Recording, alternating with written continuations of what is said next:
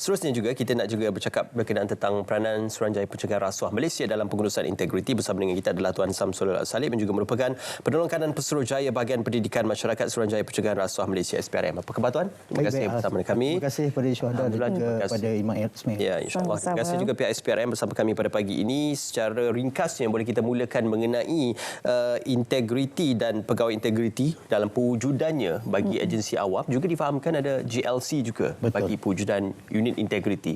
Jadi mungkin boleh diperjelaskan berkenaan kewujudannya. Baik, sebenarnya SPRM ini dalam menjalankan fungsinya, kita menggunakan tiga strategi itulah, iaitu penguatkuasaan, kemudian kita ada pendidikan dan juga pencegahan. Dan salah satu cabang pencegahan inilah melalui unit integriti itu tadi yang diwujudkan tentunya di sektor awam dan juga di syarikat ataupun di badan berkaitan dengan kerajaan ataupun GLC.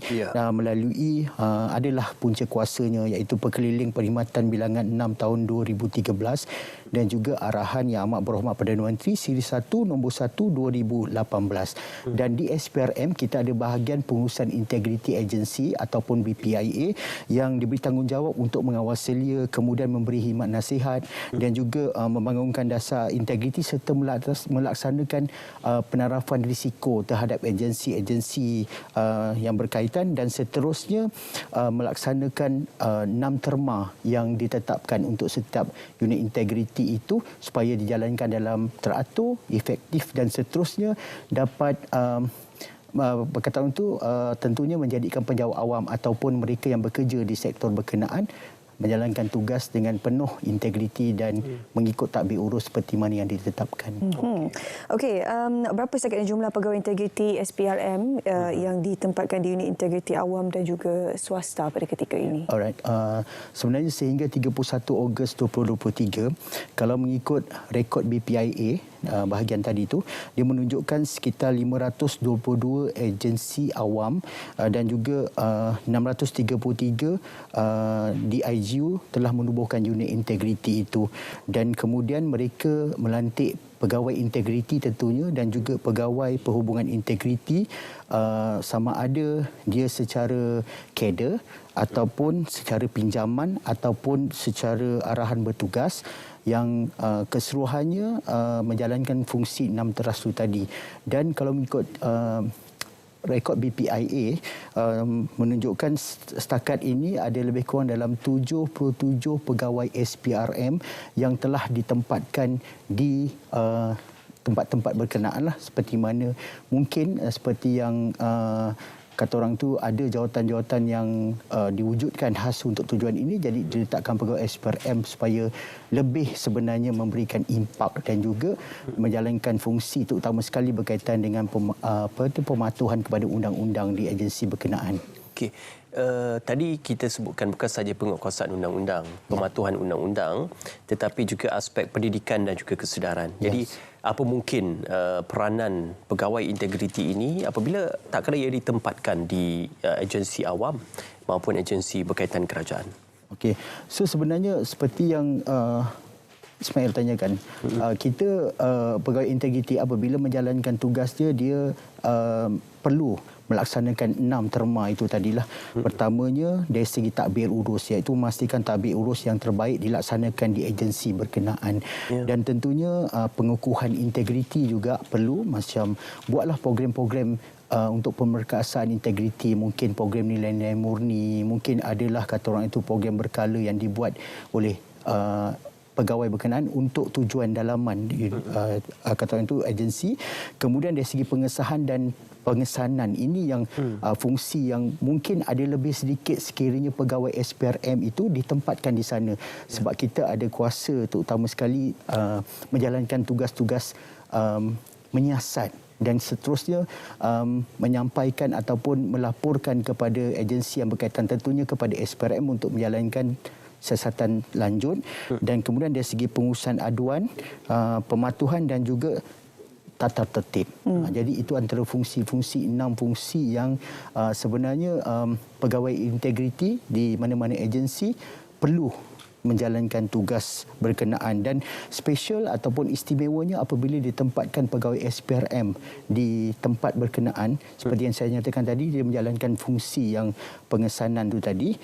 Selain daripada itu, pegawai SPRM ataupun pegawai integriti yang daripada SPRM ini juga kelebihannya adalah bertindak sebagai pegawai agensi penguatkuasa dalam memberi perlindungan selaras dengan Akta Perlindungan Pemberi Maklumat 2010 itu. Maksudnya dengan ada pegawai SPRM di situ, kita juga ada penguatkuasaan dari segi undang-undang berdasarkan akta berkenaan. Jadi mungkin dari segi perlindungan kepada orang yang nak melapor itu sebenarnya adalah salah satu perkara yang mungkin lebih sikit bila ada pegawai SPRM di situ berbanding pegawai di agensi tersebut sahaja. Yalah, kadang-kadang salah laku integriti ni kan bukan tak ada kan, dia ada. Jadi memang ni cuma yang pelapor tu takut apa-apa tindakan dia dikenakan. Itulah, tapi kami daripada dulu sampailah sekarang tetap juga hendak mewawarkan, tolonglah jangan takut untuk melapor kes rasuah kerana identiti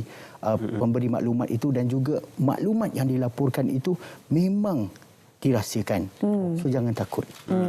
Okey, seterusnya di samping itu bersempena dengan isu dan juga kesedaran ini juga akan berlangsung satu convention integriti yang akan berlangsung di Sabah. Mungkin boleh perjelaskan berkenaan convention tersebut? Baik. Kita apabila adanya unit integriti, kita menuntut komitmen daripada semua pihak dan alhamdulillah salah satu usaha yang ditonjolkan atau yang diusahakan oleh tentunya Kementerian ataupun Kerajaan Negeri Sabah adalah menganjurkan Konvensyen Integriti Takbir Urus dan Anti Rasuah tahun 2023 ataupun KITA 2023 ini dengan kerjasama SPRM. Jadi tema pada tahun ini yang julung-julung kali kita buat, insya-Allah akan ada sesi berterusan pada setiap tahun.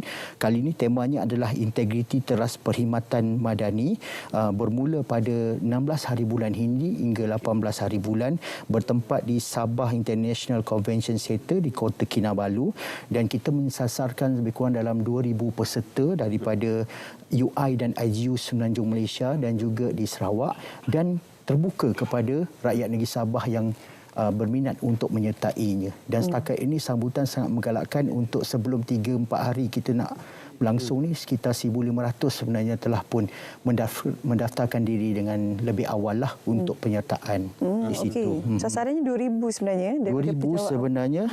Dan kita memang bila buat di Sabah, kita sangat berterima kasih dengan kerajaan negeri dan insya-Allah akan dirasmikan oleh Ketua Menteri Sabah sendiri bersama dengan Tan Sri Datuk Seri Haji Azam Baki, Ketua Pesuruhjaya SPRM. Kata orang itu untuk sama-sama pada hari itu kita membuat satu kata orang itu perasmian yang besar-besaran lah. Objektifnya tentunya untuk meningkatkan pengetahuan, kemahiran dan sebagainya untuk bagi kata orang itu meningkatkan tata kelola dan juga integriti, dan seterusnya berkaitan dengan amalan-amalan baik anti rasuah itu kita kongsikan. Dan jadi, banyaklah ahli-ahli panel yang terlibat sebenarnya.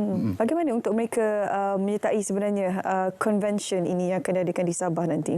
Baik, sebenarnya dari segi penyertaan itu dia telah pun dihantar oleh pihak kerajaan di Sabah kepada agensi-agensi yang berkaitan. Tetapi untuk dapatkan maklumat lanjut mungkin boleh hubungi ataupun boleh melihat di portal rasmi Kerajaan Negeri Sabah sendirilah untuk mendapatkan mungkin sedikit penjelasan. Dan selain daripada itu, selain daripada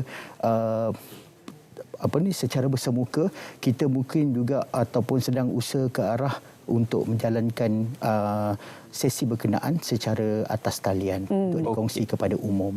Okey, sekali lagi tarikhnya adalah 16 hingga 18 Oktober pada minggu depan ya. Betul. Di Sabah International Convention Centre, Kota Kinabalu. Okey, terima kasih Tuan Samsul bersama dengan kami. Terima kasih pihak Suruhanjaya Pencegahan Rasuah Malaysia dan bersama dengan kami pada pagi ini. InsyaAllah sama-samalah kita menjadi masyarakat yang cakna dan juga berani untuk mematuhi dan juga tampil ke hadapan dalam aspek pematuhan undang-undang dan juga aspek integriti. Terima kasih Tuan Samsul. Terima kasih. Terima kasih. Okey.